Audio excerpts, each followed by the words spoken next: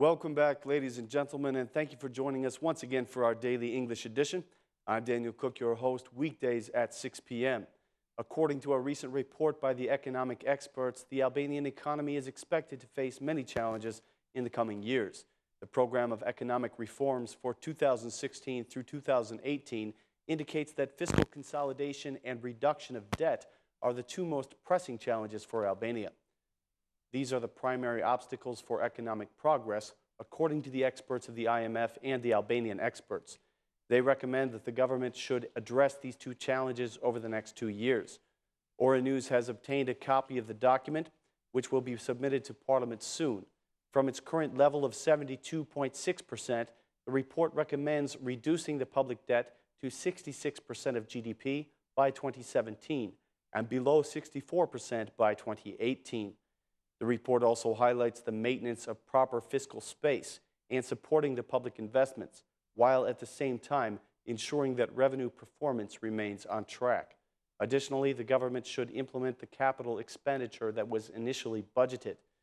The experts urge the government to continue working to eliminate the fiscal risk presented by the energy sector.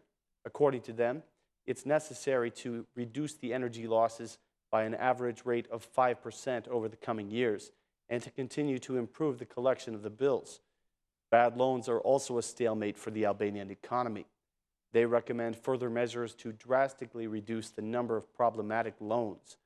The report also details the reasons for the revenue shortages in 2015, saying that the primary reasons were unrealistic forecasts coupled with significant decreases in cigarette imports and falling international market prices.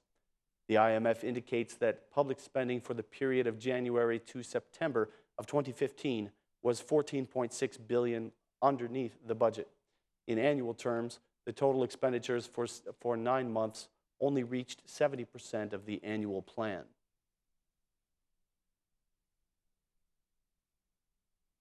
An exploding gas tank in a bar yesterday evening left 26 people injured in pogradec. They have now been transferred to the hospital of Tirana and are being treated by the doctors of the Burns and Plastics Department. The department chief has announced that 2 of them are in critical condition, but the lives of the rest are not in danger. However, their burns are severe, and the doctor says that transporting them outside the country for treatment is not an option. The injured people have been visited by the Minister of Health, Ilir Becaj, and the Democratic Chairman, Luzim Basha. Meanwhile, the scene of the accident has been inspected by the Technical and Industrial State Inspectorate, revealing that the gas cylinder that exploded was not up to standard. The inspectorate says that the explosion was caused by heat contact with a nearby wood stove. They have announced that they will be checking the market for faulty gas tanks, and there will be severe penalties for violators.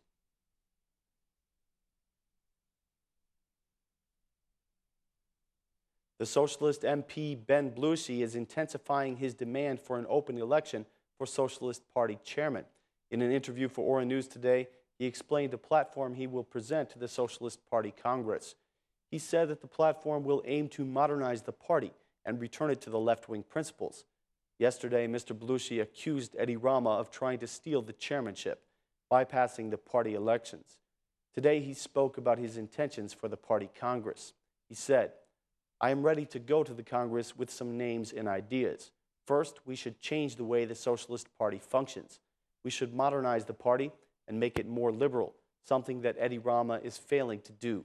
Edi Rama has not allowed the party to hold elections for 7 years.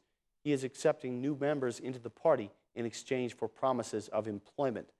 The Socialist Party today is a party that serves the interests of only some. I want to return the party to the principles of the left wing. Albania needs a true left-wing party."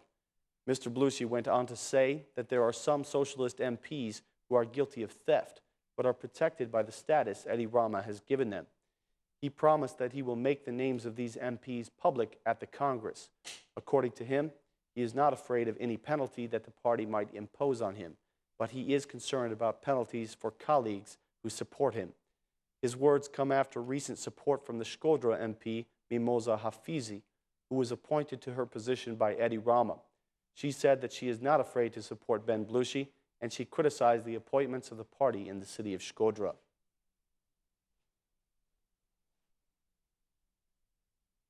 It has been announced that the Socialist Movement for Integration will soon be opening their inter-party election campaigns. Reportedly, the party members will vote to reconfirm the mandate of the SMI chairman for another 4 years. They will also vote for the other party leadership. The General Secretary Luwan Rama told Ora News today that a document has already been drafted for the opening of the race. He says that a party convention will be held soon to pave the way for the elections. The Minister of Environment, Leftar Koka, also spoke of the elections with the within the SMI when he was invited to be a guest on Tonight Il Vetare. Sources from the SMI have indicated that the elections will be held in March, the same month that the Socialist Party Congress is expected to gather.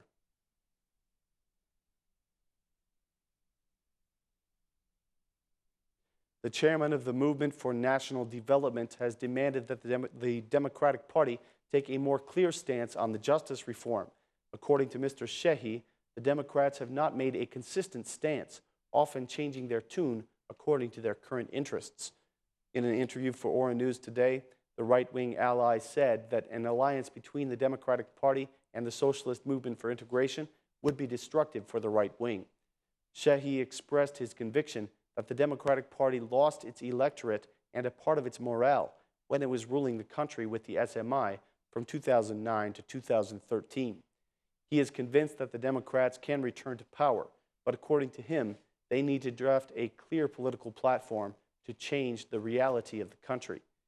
He asked the Democratic Party to invest itself in changing the electoral system, proposing the use of national open lists. He also expressed support for the establishment of a majority bonus system.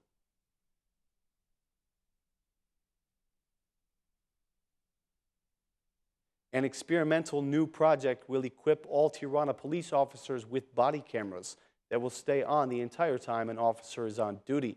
The project will be applied in Tirana first and then throughout the rest of the country. The cameras will record constantly and feed directly to the police operating room, monitoring every interaction between police officers and the citizens. The project was presented today at the Tirana Police Department in the presence of Prime Minister Rama, who supports the initiative. He made the following comments about the project. We are removing any possibility of the truth being manipulated in interactions between police officers and citizens. Everything will be recorded. Citizens will no longer be able to blame police officers for the violations they make, said Rama. On his part, the Interior Minister thinks of the cameras as added security measures for the police officers. He said, with the body camera, a police officer will not have any opportunity to fall prey to pressure or to do favors for anyone who is violating the law. With the body camera always recording, it will be impossible for police officers not to enforce the law, said Minister Tahiri. Meanwhile, the Democratic chairman Luzim Basha has given a public reaction to the project, calling it propaganda.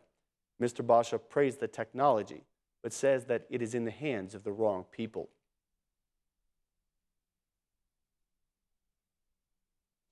Various stakeholders have asked the Minister of Culture to review the new bill on copyright, as according to them, it violates the rights of the associations they represent. The bill was discussed yesterday in the Media Commission, and the stakeholders take issue with the fact that they were not consulted. They claim that the ministry did not hold a meeting with them, and they ask for a full review of the draft. In response, the chairman of the Media Commission, Gens Polo, has asked them to prepare a list of remarks on the draft to discuss with the Ministry of Culture in the coming days.